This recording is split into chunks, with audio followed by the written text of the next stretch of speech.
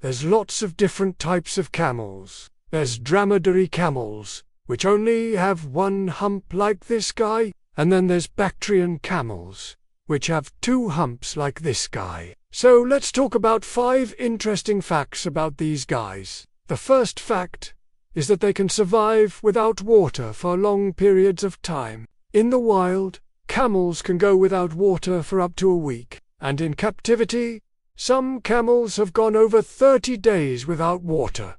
Camels are very well adapted to their desert homes. Their bodies have several features which help them conserve water. The most obvious of these is their humps. Camel humps store fat, not water, which can be slowly metabolized throughout the week. This provides a source of energy for the camel as well as a byproduct called acetone, which is released through the breath and urine. This is one way the camels can go for so long without water. If you look at a camel's hump from the side, it's sort of concave. This allows the fat inside the hump to be packed more efficiently.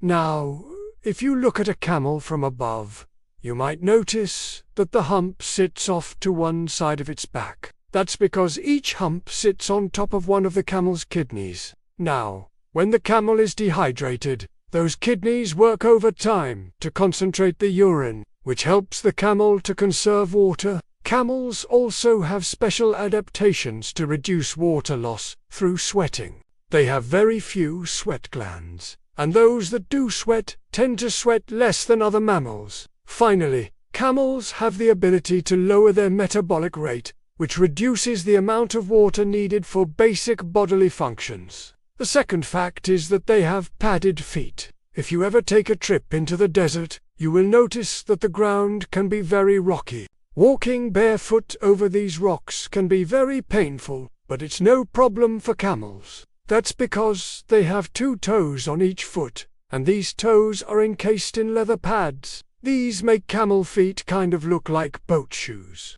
It's no wonder that camels can walk comfortably on jagged rocks all day long. These wide feet also help camels navigate shifting sand.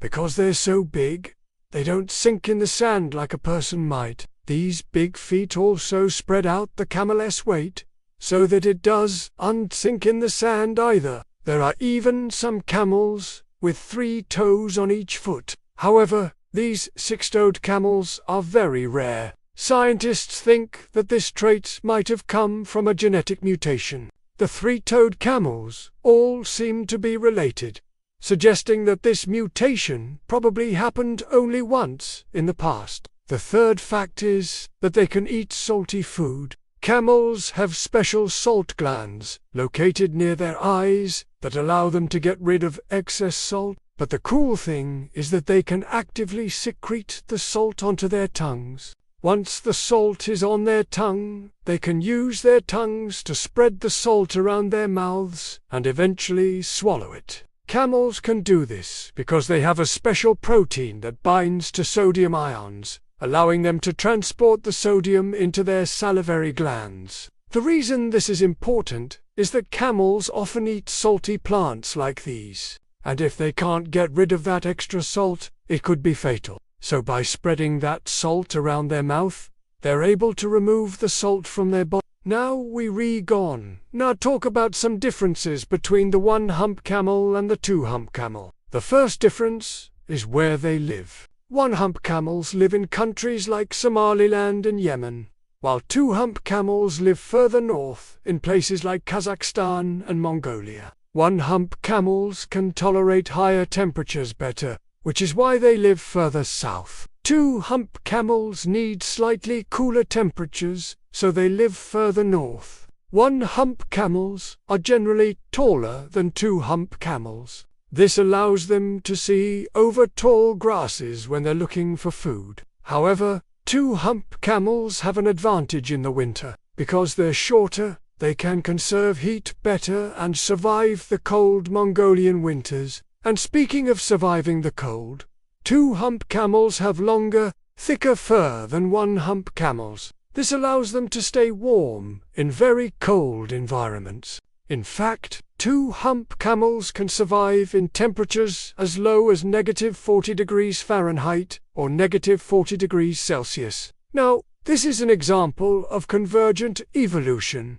You see, one-hump camels evolve separately from two-hump camels, but because they both live in similar environments, they both evolved to have one hump on their back. Finally, one-hump camels can run faster than two-hump camels. They can reach speeds up to 65 kilometers per hour, or 40 miles per hour. Two-hump camels can only run up to about 55 kilometers per hour or 35 miles per hour. But don't worry, they don't run that fast very often. Most of the time, they travel much slower. So next time you're looking at a camel, ask yourself, does it have one or two humps? That might give you a clue as to where it's from and how fast it can run. Here's a quick recap of everything we learned today. Camels can go for long periods of time without water. They have special features that help them conserve water and padded feet that help them walk on rocky surfaces. They can also eat salty foods because they can actively secrete salt from their body. One-hump camels live in the south, and two-hump camels live in the north. One-hump camels are generally taller, so they can see over tall grasses when looking for food. And finally, one-hump camels can run faster than two-hump camels. Now it's time to make your own adventure. Check out another video about animals in the wild. Thanks for watching, and I'll see you next time.